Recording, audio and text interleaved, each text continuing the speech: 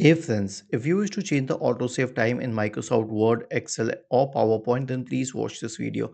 I'll show it for Microsoft Word. It is same in Excel and PowerPoint, exactly the same. Here's what you have to do. Click on File, select Options, go to the Save tab.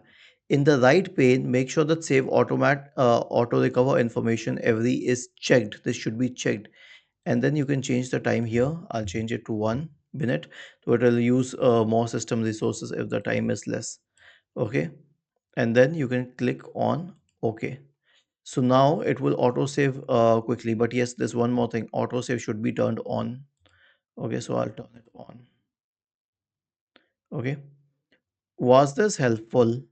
If yes, then please subscribe to the channel, and if not, then let us know in the comment section of the video on how we could help you further. Thank you for watching this video and have a nice day.